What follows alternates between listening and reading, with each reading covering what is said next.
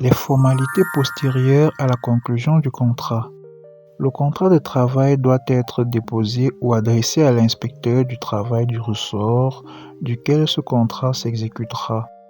L'envoi ou le dépôt s'effectue par les soins de l'employeur en 6 exemplaires datés et signés par les deux parties. Le contrat est ensuite transmis pour visa au ministre du Travail et de la Sécurité sociale.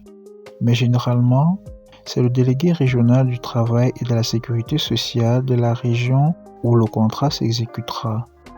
La demande de visa incombe à l'employeur. S'il omet cette formalité, le travailleur a le droit de faire constater la nullité du contrat et de réclamer des dommages et intérêts. En cas de refus de visa, il est fait retour du contrat à l'employeur avec indication des motifs du rejet. Si le ministre du Travail, par l'entremise de la délégation régionale du ressort, ne fait pas connaître sa décision dans les délais de 3 mois immédiatement consécutifs au dépôt de la demande de visa, ce dernier sera réputé avoir été accordé. Enfin, il importe de relever que, en application du décret numéro 93/571/PM du 15 juillet 1993 fixant les conditions d'emploi des travailleurs de nationalité étrangère pour certaines professions ou certains niveaux de qualification professionnelle, les emplois de manœuvre, d'ouvriers, d'employés ou agents de maîtrise ne peuvent être confiés à un étranger que sur présentation d'une attestation délivrée par les services de la main-d'œuvre certifiant le manque de travailleurs camerounais dans les spécialités concernées. De même, les travailleurs étrangers doivent satisfaire aux conditions relatives à l'immigration au Cameroun. La loi applicable au contrat de travail.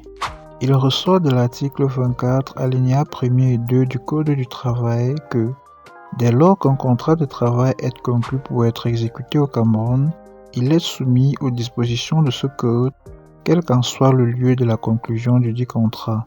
Il en est de même en cas d'exécution partielle au Cameroun d'un contrat de travail initialement conclu sous l'empire d'une autre législation. L'application impérative de la législation camerounaise du travail en cas d'exécution totale ou partielle du contrat de travail n'est écartée que si un travailleur a été déplacé au Cameroun pour une mission temporaire n'excédant pas 6 mois. En présence d'un contrat de travail international, si en théorie les parties sont libres de choisir la législation qui leur est applicable, en revanche, ils ne sauraient éluder les dispositions de la législation camerounaise qui ont un caractère de loi de police. Mieux, le Code du travail et les textes réglementaires qui définissent ces modalités d'application sont conçus pour placer le travailleur dans une situation légalement définie, ne tolérant plus guère de clauses contraires, sauf lorsqu'elles comportent des dispositions favorables à celui-ci. Yes!